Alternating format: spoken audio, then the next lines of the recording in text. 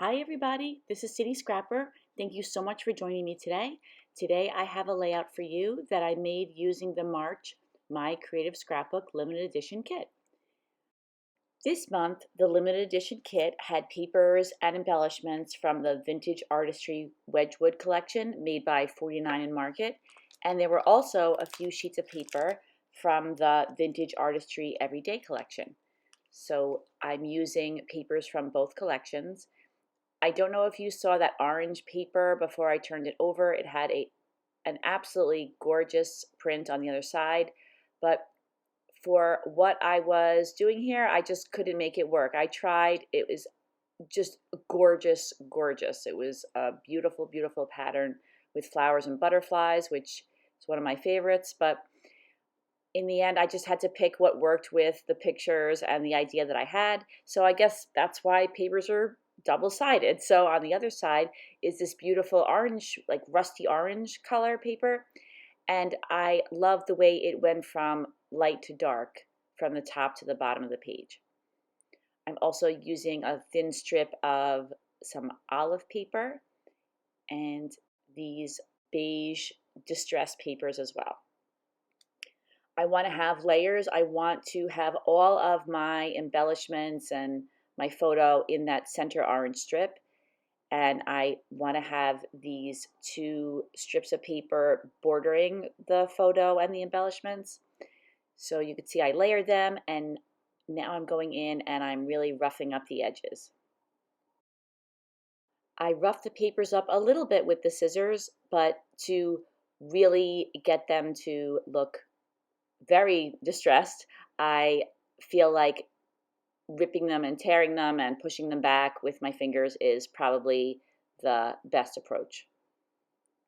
So you can see I'm going for a very distressed look, and I'm trying to rip the papers in each a little differently in each area. I hope that makes sense. I don't want it to look like a pattern of rips, so I'm trying to make it look random.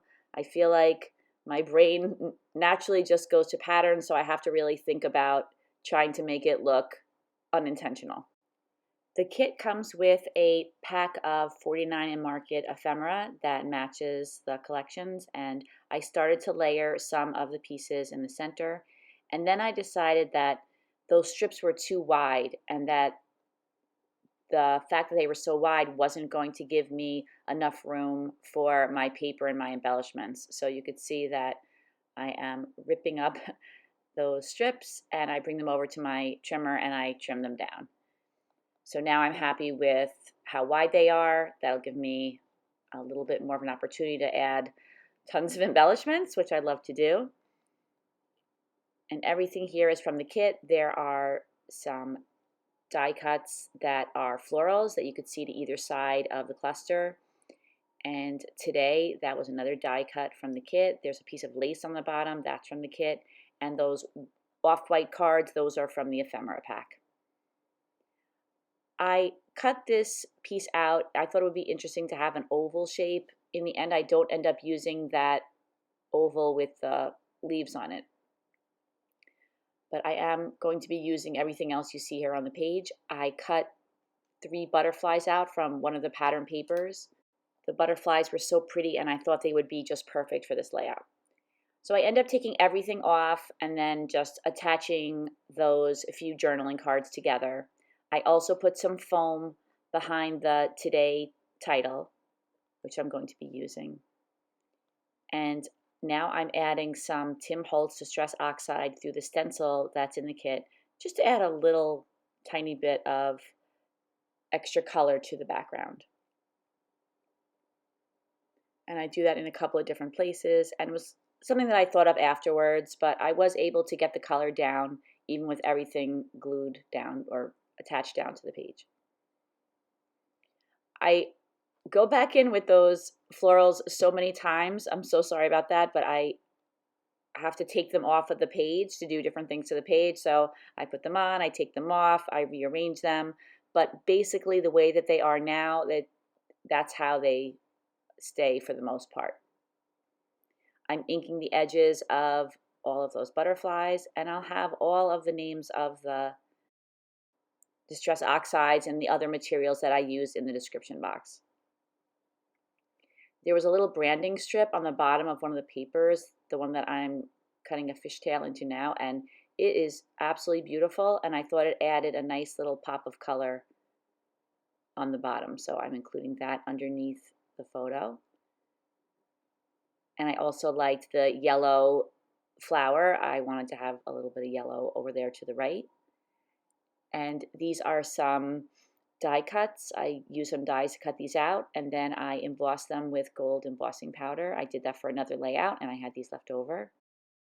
And whenever I'm using florals on a layout, I do try to make a few extras, because I feel like sometimes I don't think to add a certain floral, but if I have it on hand, then somehow it ends up on the page. I'm adding another banner underneath the photo, and I end up just rearranging them a little bit, but I like having a little something for the photos to sit on. So I like the idea of having a little bit of color or a little strip or a line or something right underneath the photo. So that the butterflies will pop off the page a little bit, I'm going to be putting some foam adhesive behind them and then using the ATG adhesive to attach them down. And I decided that I better start attaching some of those florals down, because every time I moved something on the page, I had to rearrange them. So I thought, let me just make a decision and attach them down. As I started working with those gold leaves, I really like them, but I felt that they might have been a little bit too big as is, so I cut them down a little bit, and I used some pieces around the page. And so I'm attaching those larger florals, and then I will go in with some other embellishments, but at least those are in place. And this is where I'm adding a few little gold leaves all around the page, and I'm popping up another one of the butterflies on some foam. I end up popping up all three butterflies, as I like butterflies popped up. I feel like if I'm going to pop something up, the butterflies are the item that makes sense to have elevated from the page. But here I'm putting some foam on this butterfly, and I put 2 layers so it'll sit properly, but then I realized I put them on the bottom and they need to go on the top. So I just had to peel them up and put them back down again, and then trim them a little bit, add some more adhesive, and now that butterfly can sit up on top. Now I'm going in with the 49 and Market flowers that come in the kit, and they're so beautiful. I just love putting flowers on the page, and I decided to use the orange flowers for this particular layout.